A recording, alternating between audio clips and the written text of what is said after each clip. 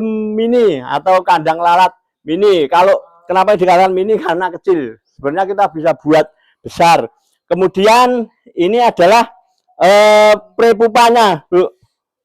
Prepupa atau pupa ini berasal dari maggot. Ya, nggih. Nah, ini sudah banyak pupanya.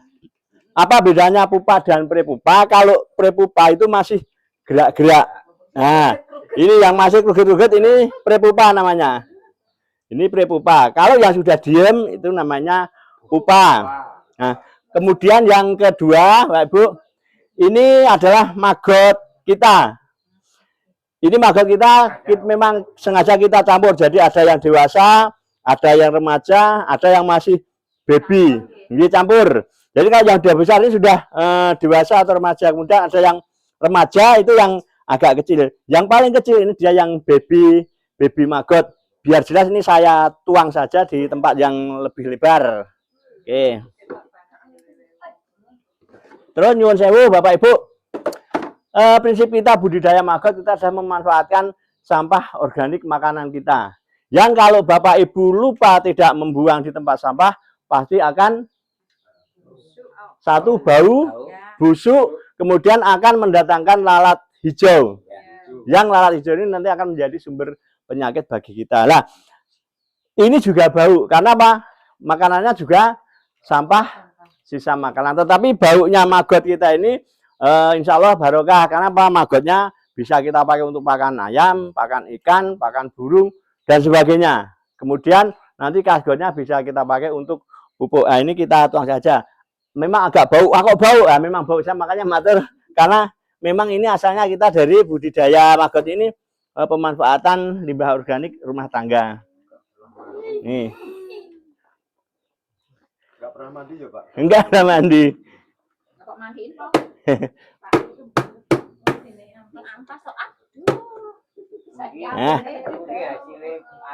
Ini baru hanya sebentar. Nah, nanti bukan ampas kelapa biasa. Nanti setelah ini sudah enggak akan bau lagi. Terus Bapak Ibu, ini perangkatnya juga biar Bapak Ibu pirsa telurnya itu seperti apa. Mosok ono ndoke ya, ndoke lalat itu seperti ini, seperti abon. Ini, ya ini telurnya lalat Pak. Lalat hijau atau lalat? Lalat BSF Pak, yang lalat ini Pak, yang lalat BSF tadi. Ini telurnya seperti ini seperti abon ini. Nah, kebetulan ini sudah ada yang netes Pak. Lalatnya seperti ini Pak. Nanti kalau ada yang mau lihat, lalatnya seperti ini. Nah, ini. Nah, ini lalatnya seperti ini. Ini lalat. Nggih. Ini lalat BSF-nya seperti itu. Nah, kemudian ini cuma untuk sampel sisa makanan. Pokoknya kita usahakan jangan beli makanan ya, kita pokoknya kita punya sisa makanan. Kalau nggak ada berarti digosokkan. Enggak, malah yang bagus kalau tidak sampai basah, Bu. Nah, makanya ini saya bawa yang ini sudah sisa makanan. Jadi ini setoran ibu-ibu. Jadi di tempat kita itu kan kebetulan memang kita di KWT sudah jadi Kerunggahan, Bu. Itu memang makanannya dari setoran ibu-ibu anggota KWT itu disetorkan di rumah maggot. Kebetulan rumah maggot di rumah saya, di rumahnya Pak Dukuh Kerunggahan 2 seperti itu. Ini nanti fungsinya banyak Bu. Ini bisa untuk penetasan, bisa untuk makan dari maggot tersebut. Kemudian yang ini namanya egis atau tempat bertelur dari lalat itu. Nah, ini nanti dikasih biting Pak. Nggih, onten Pak gimana dipatah biting ya. Di sela-selanya dikasih biting biar nanti ketika nggih lalat itu bertelur, dia akan bertelur di antaranya ini. Kemudian kali ini semprotan air biasa. Langsung saja kita mulai praktek lah. Kalau kita mau budidaya maggot, kita mulai dari mana Pak? Kita mau mulai dari apapun bisa. Dari telur bisa, dari prepupa bisa, dari pupa bisa, dari maggot bisa. Terserah nanti Bapak Ibu mau memulai dari mana. Nah ini kita bawakan komplit ya, kita mulai dari kita penetasan prepupa atau pupa ini prepupa atau pupanya adalah ini. Nah, ini kandang spesialnya lalat kita. Kenapa ini harus rapat biar nanti tidak keluar. Ya.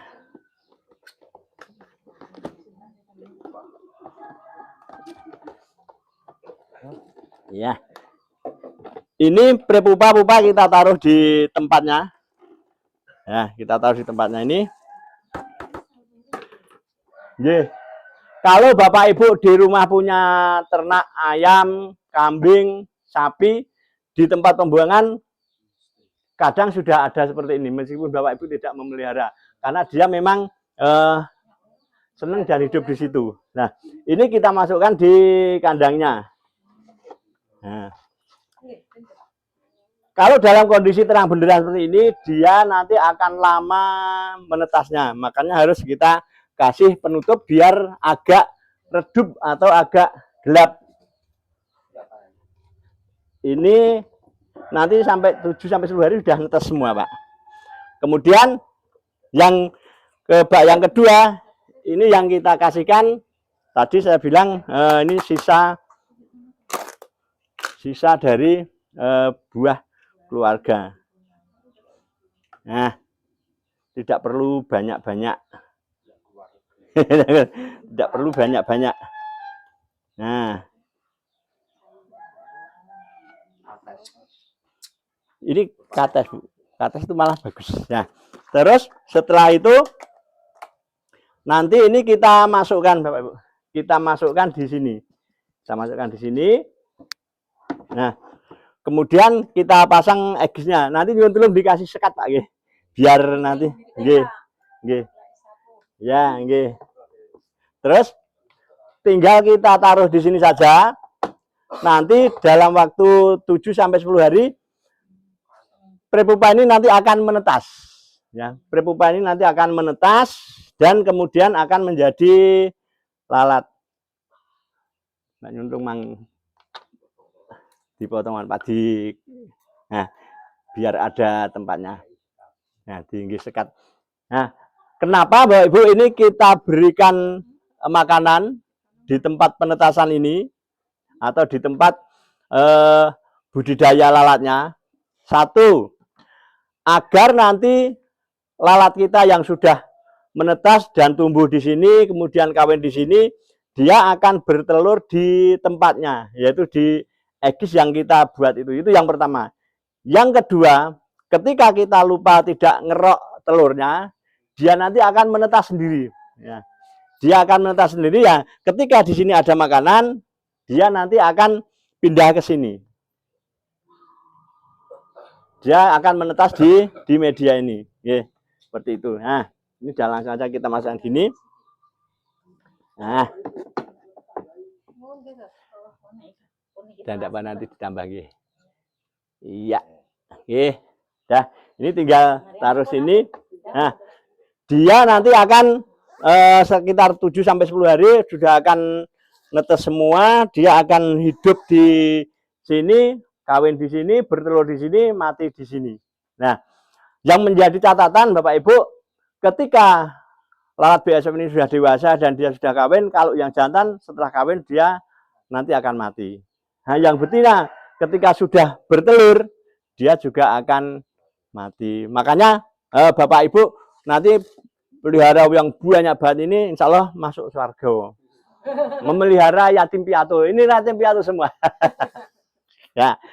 Ketika ini nanti Bapak Ibu ya, ketika ini sudah mulai menetas banyak, makanya nanti harus mulai ada pengejokan istilahnya. Nah, ini nanti kan sudah mulai ada yang dewasa, yang kuning, yang coklat, Bu.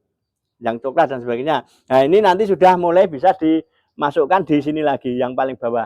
Biar nanti ada siklus ya, ada siklus. Nah, kemudian langkah kedua ketika ini sudah banyak dan sudah bertelur di egisnya ini, ya, dia akan menempel di sini Bapak Ibu, di dalamnya ini. Nah, nanti kita buka aja. Tinggal kita buka. Telurnya dia nanti akan menempel banyak di sini. Nah, terus kita ambil tempat. tempat untuk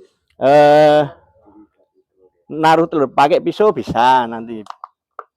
Pakai pisau, jadi diambil aja. Ini. Terus nanti dia akan di sini, Bu. Ini telurnya. Nah, katakanlah ini telurnya di sini. Kemudian nanti ini untuk telur ini juga kita tetaskan, Bu. Kita tetaskan sama, ya. Kita tetaskan sama di tempat yang sudah kita siapkan. Nah, ini kebetulan kan belum menetaskan, agak lama. Cuman contohnya saja, ini nanti ke atas ini kita taruh di sini. Kita taruh di sini. Terus ini nanti kita taruh di atasnya. Biar nanti tidak bingung ya, kok ditaruh di atasnya kok dibuka, kok nggak dibuka. Biar dibuka aja, nanti biar jelas, bau enggak apa-apa, kan cuma sebentar. Ya. Nah, ini nanti persis seperti ini. Nah, terus sini sampai nanti agak banyak enggak apa-apa, Bu. Nah, agak banyak enggak apa-apa. Terus nanti telurnya kita taruh di atasnya sini. Betul sah. Nah, kalau Bapak Ibu punya ampas seperti ini bagus, Bu. Nanti dikasih di pinggirnya. Nah, ini ampas kelapa ini ditaruh di pinggirnya dengan tujuan, satu, biar ketika ini nanti ada airnya nanti akan diresap oleh ampas tersebut.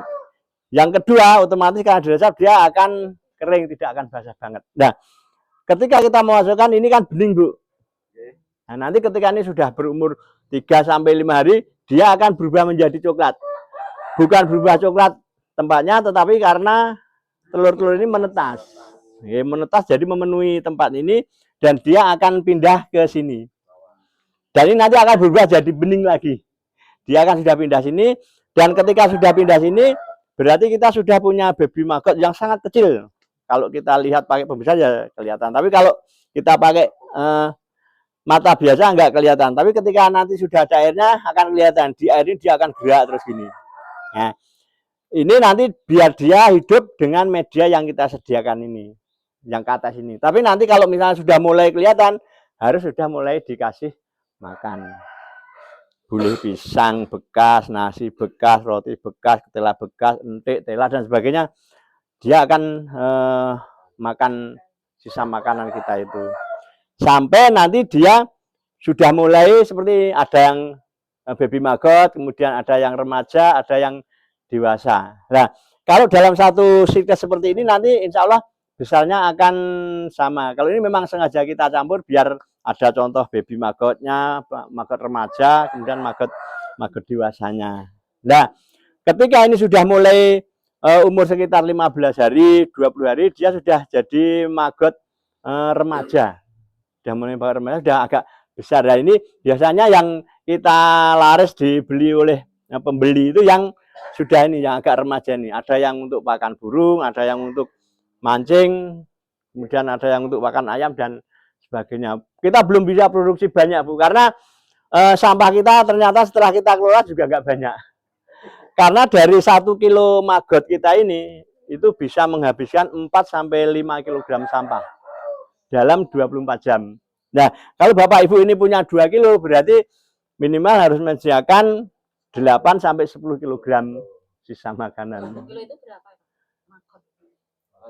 Kalau kita mahal, Bu, harganya. Kita jual 15-20 ribu. Kalau di pasaran hanya 7 ribu. Nggih. Kalau di pasaran hanya 7 ribu sampai mungkin 9 ribu. Kenapa di tempat kita bisa mahal? Karena kita pakai teknik, Bu. Kita jualannya tidak per kilo, tapi kita per on. Rapopo tuku saon 1.500 atau 2.000 kan enggak apa-apa. Ini kan dikalikan kan dari banyak. Tapi kalau beli langsung ya kadang kita kasih 10.000, kadang kita kasih 15.000, tergantung tingkat kedewasaan maggotnya. Kalau maggotnya kecil-kecil ya kita jual mahal. Tapi kalau maggotnya sudah dewasa ya kita jual paling 10.000 sampai 15.000, itu sudah maksimal. Nah, kemudian ketika ini sudah mulai dewasa tadi, Bu, ya ini sudah mulai banyak yang berada di atas, yang coklat-coklat itu sudah mulai kita pindahkan ke dalam sini biar nanti terjadi siklus. Jadi tidak sampai kehabisan. Dan ketika kita panen, jangan sampai dihabiskan semua. Tetap harus sisakan paling tidak 10%. Ya ampun didol kabeh. Ampun didol kabeh. Nah, carane pripun mangke le membedakan le bisa mengambil magotnya ini gampang Bu. Magot itu nanti akan di bawah. Nah, yang di atas ini adalah makanan dan sisa makanan. Jadi ini yang di bawah ini sudah magot semua, tinggal nyingkirkan gini. Nah, tinggal nyingkirkan gini. Nek telaten Bu. Kalau nggak telaten kan kalau dalam jumlah besar nanti dia akan pindah sendiri. Ini tak kasihkan magot saja, nanti tidak ngambon-ngamboni.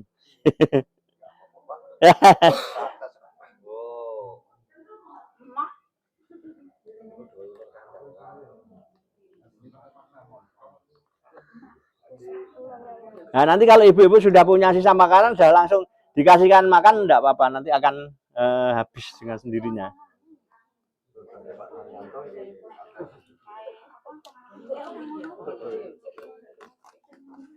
Seperti itu.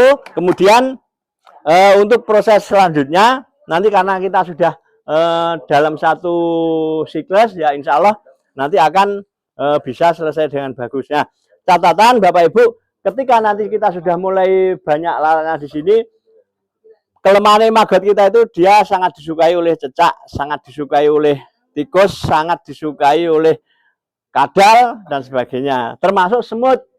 Nah, makanya ini kandangnya ini nanti dikasih gelas Bu, kasih gelas oli bisa, air bisa, yang penting semut jangan sampai masuk ke sini, karena dia karena di makan semut ya nanti habis, maksudnya habis mati ya.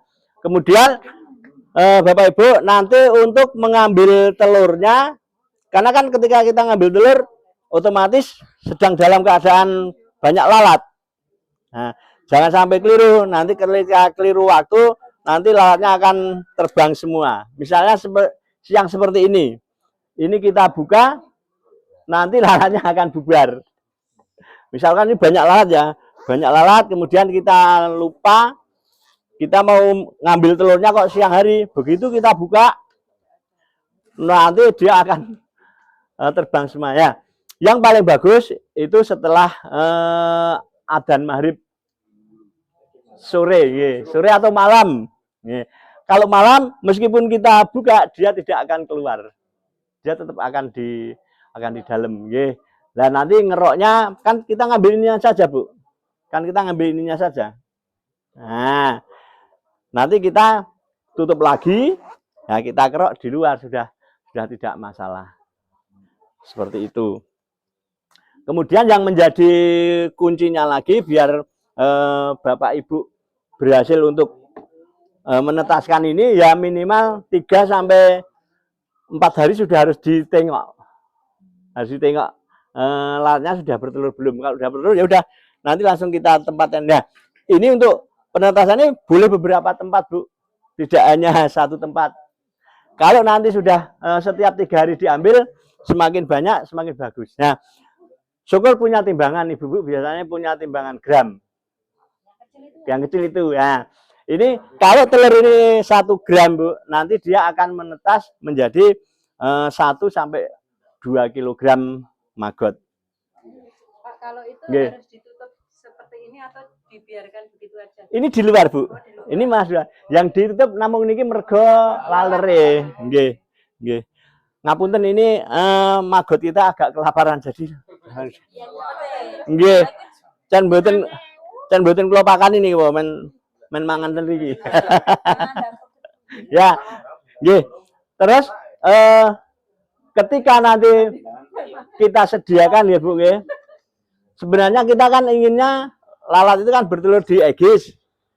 Tapi kita juga tidak bisa memaksa lalat itu mesti bertelur di sini. Nah, kadang meskipun sudah kita sediakan, dia tetap bertelur di sini, bertelur di sini. Jadi sakar pede. Nah, sak senenge ya. Ketika dia bertelur sak senenge di sini, dia kan nyuntikkannya dari dalam, Bu. Nah, telurnya kan ada di luar. Nah, nanti tinggal kita ambil saja. Kita ambil saja, sama kita tempatkan seperti ini, nanti kita tetaskan di sini. Ya inginnya tetap bertelur di sini. Nah, kemudian Ini ketika kita Bapak Ibu lupa tidak mengambil telurnya, kemudian di dalam tidak ada medianya, insya Allah dia tidak akan pergi kemana-mana. Dia akan masuk di media itu. Dia akan makan dan hinggap di media itu. Sehingga kita tidak perlu neteske, tinggal ngambilinnya saja nanti diganti. Nggih. Bebi, sawetawis ngoten Bapak Ibu, wonten ingkang nyuwun pirsa babagan menika monggo. Nggih.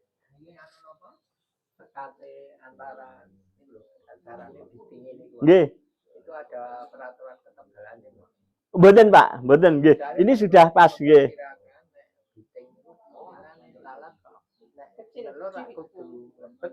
Nggih.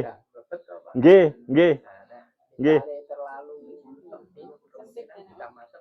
Oh, masuk Pak. Nanti yang masuk itu hanya istilahnya salurannya saja. Entupe ya. Nggih. Dia di luar Pak, dia hinggap di luar, terus nanti entuknya masuk ke dalam mengeluarkan telurnya.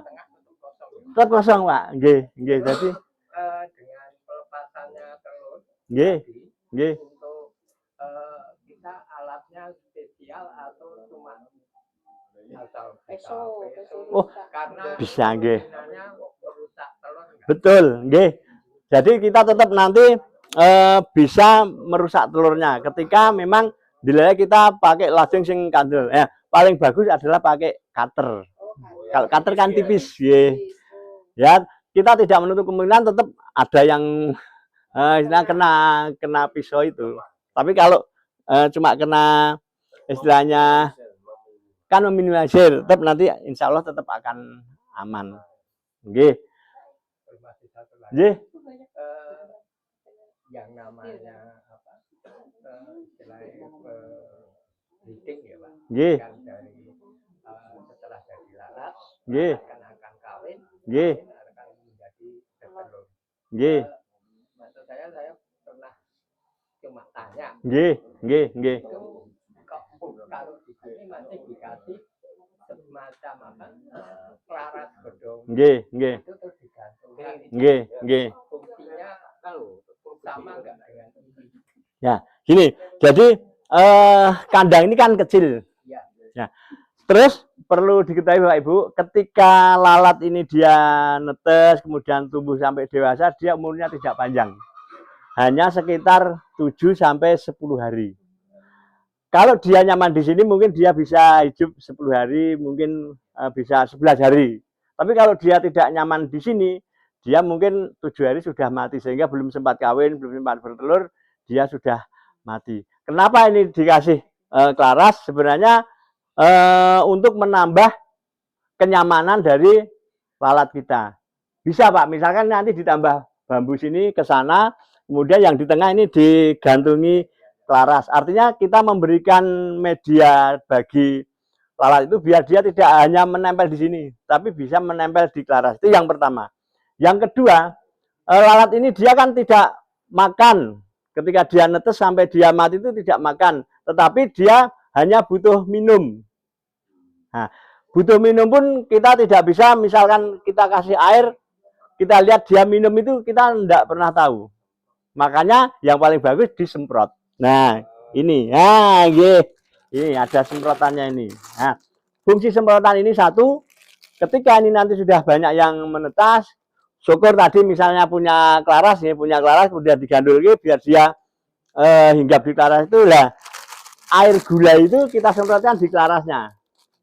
Nah, seperti itu air gulanya. Nah, kemudian ketika cuaca sangat panas, mungkin ini bisa kita pakai juga untuk nyemprot ini, tapi semprot air biasa, biar dia sejuk dan nyaman tinggal di sini. Ya, paling nyaman memang di bawah seperti ini, tidak kena matahari langsung, tidak kena hujan langsung, tetapi tidak kehujanan. Seperti jadi di teras seperti ini, dia akan nyaman. Matur nuwun Pak, kula diingatke. Jadi fungsinya klaras termasuk fungsinya ini tadi kan itu ngopok. Itu untuk memberikan kenyamanan bagi lalat kita ketika dia sudah tumbuh dewasa, biar dia sehat, kuat. Ketika dia sehat kuat, otomatis dia nanti akan bertelur banyak. Perlu Bapak Ibu ketahui, dalam satu klaster atau satu kali dia bertelur itu bisa mencapai 500 sampai 900 ekor. Jadi 500 sampai 900 ekor. Nah, kenapa bisa 500 sampai 900 ekor? Tergantung besarannya dari lalat. Nah, besarnya lalat tergantung dari besarnya maggot. Besarnya maggot tergantung dari bagaimana kita memberikan makan. Kalau cukup, ya maggotnya besar. Ketika maggotnya besar, lalatnya besar. Ketika kawin dan bertelur, telurnya banyak, bisa mencapai 900 ekor maggot. Tapi kalau misalnya lalatnya cuma kecil, ya mungkin cuma 500 ekor. Nah, separuh seperti itu. Nah, kemudian manfaat dari maggot ini selain kita mendapatkan maggotnya untuk sisa makanan ini, bisa kita pakai untuk pupuk. Jadi ini kan ada makanan yang tidak terpakai. Kemudian maggot dia kan juga buang hajat, artinya kotoran, dia buang kotoran. Nah, nanti ini akan menjadi pupuk organik untuk pupuk tanaman kita. Misalkan untuk pupuk bayam, untuk pupuk kangkung dan sebagainya itu bisa. Tapi yang di darat, Bu, yang di darat. Jadi ini nanti akan menjadi pupuk. Yang sisa-sisa itu nanti akan menjadi pupuk. Lah, yang paling bagus memang jangan langsung dikasihkan ke tanaman langsung, tapi kita dem dulu. Kita dem dulu biar nanti betul-betul sempurna menjadi pupuk, baru kita pakai untuk pupuk. Kemudian Bapak Ibu masih ada yang nyun pirsa? Mumpung niki kepanggih. Nggih. Nggih, sebentar Pak, nggih. Nggih. Penjualan gimana, Pak? Jadi prinsipnya gini, Pak. Kenapa kita budidaya maggot? Satu, kita adalah membantu pemerintah untuk mengatasi masalah sampah rumah tangga, terutama sisa makanan. Itu yang pertama. Kemudian yang kedua, ketika kita panennya banyak, kalau di tempat kita memang nggak bisa banyak, Pak. Di tempat kita itu paling banyak 5 sampai 10 kilo. Itu pun biasanya habis dijual atau dibeli oleh para pemancing atau atau yang dia ternak. Atau kalau misalnya tidak habis, maka kita jual dengan harga murah di anggota, Pak. Jadi kalau di luar kita jual 10.000, di anggota cuma kita jual 5.000. Artinya bahwa ini adalah usaha kelompok dari kita, oleh kita, untuk kita. Nah, kalau saya pas panen biasanya saya ngunggah di status, Pak. Alhamdulillah kawiti sudah jadi panen maggot kualitas super. Monggo yang ngersake untuk pakan ternak, pakan ikan, mancing, pakan burung dan lain-lain. Biasanya terus pada japri saya, Pak, mau ambil saon, mau ambil 2 on. Makanya saya ngiklankan per on, Pak. Nggih, karena kebutuhannya kan tidak banyak, Pak. Misalkan yang anak-anak dia punya ikan cana itu kan butuhnya hanya sedikit. Ketika harus sekilo, wah tidak sekilo. Atau dia mancing butuhnya hanya katakanlah 2 on, wah sekilo, banyak kan, uangnya juga banyak. Makanya kita prinsipnya dari sedikit-sedikit, tetapi lama-lama kan juga menjadi banyak seperti itu. Monggo Bapak. Nggih. Nggih. Betul, Pak. Jadi malah terbuka seperti ini. Yang penting jangan ada yang mengganggu. Misalkan terus ada dimakan semut dan sebagainya, jangan sampai seperti itu. Jadi ini terbuka. Tetapi yang ini terbuka harus diamankan, Pak. Misalkan di atas diberikan streaming, biar tidak dimakan tikus, dimakan cecak dan sebagainya.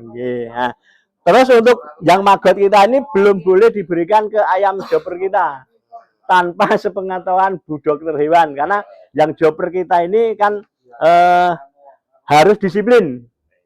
Imunisasinya disiplin, vaksinnya disiplin, makannya juga disiplin. Tetapi kalau ini kan sudah besar.